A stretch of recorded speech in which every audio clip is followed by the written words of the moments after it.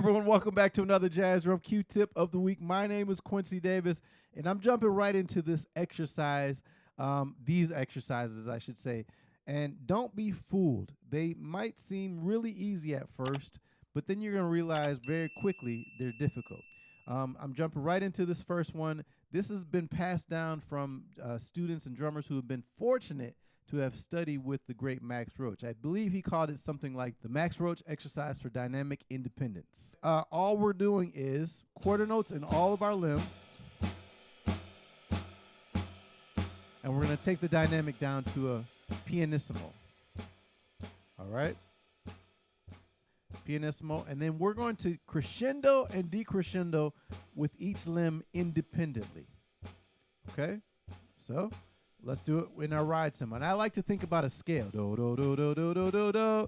The top note being the loudest, the lowest note being the quietest. Here we go. Ride cymbal first. Let's do it over this. Yeah. 1, 2, 3, 4.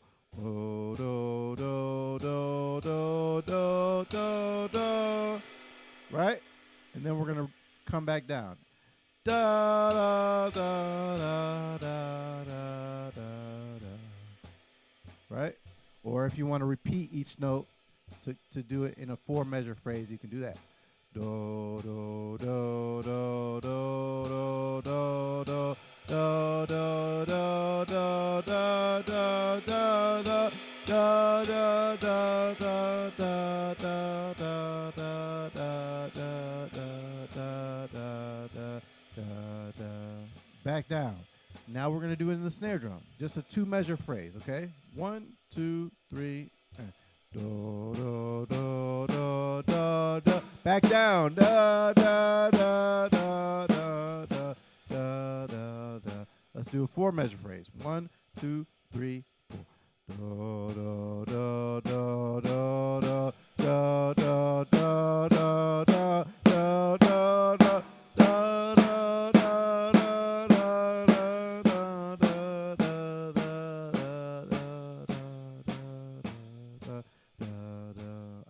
It wasn't great, but that's why I'm doing it. That's why we practice this.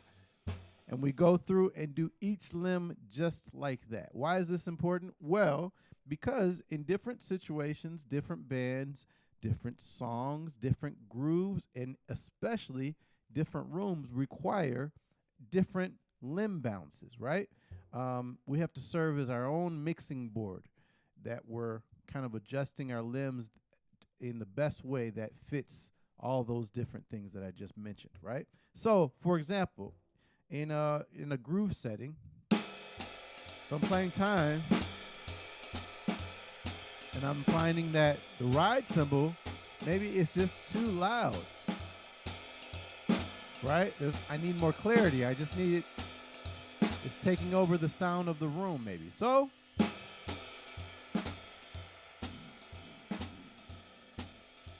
but I don't want to lose the feeling or the intensity, right? Maybe I want more hi-hats without changing the other parts, the other limbs. There we go. And maybe in the right room with the right band, that's the perfect dynamic. Whereas maybe another situation, I need to play more bass drum. So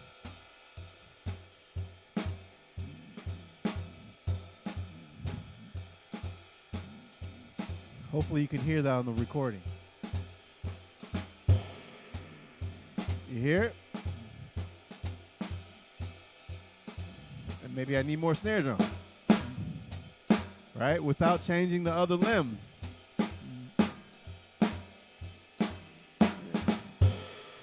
Right?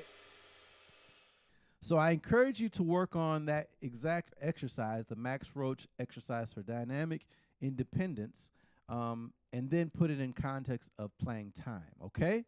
So those are 2 things you can do. But the next exercise also comes from the great Max Roach, passed down through students. I heard that this is another thing that he would have his students do. Hey, I just want to make sure you know about my digital download store where I have tons of helpful resources for us, for drummers. I have play-alongs. I got ebooks and e-PDFs. of different exercises. I even got a lot of free stuff. So go ahead and click the link down in the description box after the lesson, and I think you're going to dig what you find. So in the ride cymbal, and this is not necessarily a dynamic thing, though it can become that. We're going to be playing the ride cymbal beat. And then in the bass drum, quarter notes, surprise. But in the snare drum, and maybe I'll slow it down a little bit. In the snare drum, we're going to be playing a shuffle. Okay, all is cool, right? But it gets a little trickier when we add this last component, which is the Charleston rhythm in the left foot. And that sounds like this. 1, 2, 1, 2, 3, 4.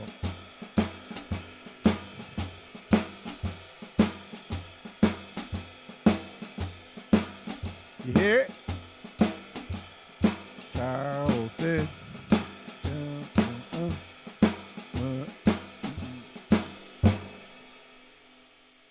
So, again, it may look simple, but it's not simple. It's not terribly difficult that you won't be able to get it. It's just, I think the fact that your feet are flipped. Usually, you're keeping quarter notes in the left foot, and you're playing different rhythms in the right foot. But this is flipping it. Again, it just makes you much more aware of your limbs, especially that left foot. And so I kind of took that, and you can do different things with it, but in a simple way, you can play different rhythms. So that's the Charleston. You can play all off beats, 1 and 2 and 3 and 4, and just to see what that feels like. And in the feet, it'll sound like this: 1 and 2 and 3 and 4 and 1 and 2. Right? All right, there it is.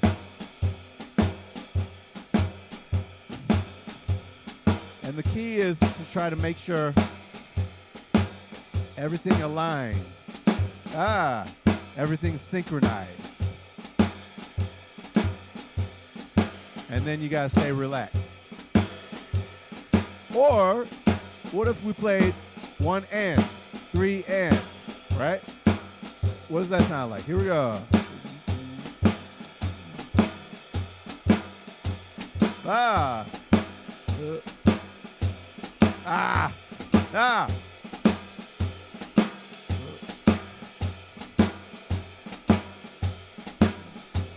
Or what about 2 and 4 and? 1, 2, 3, 4, 1.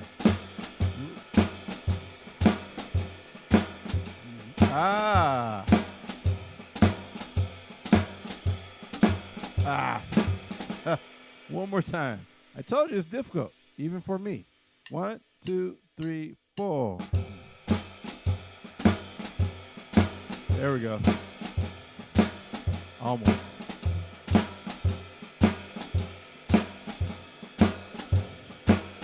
There we go. And then relax. All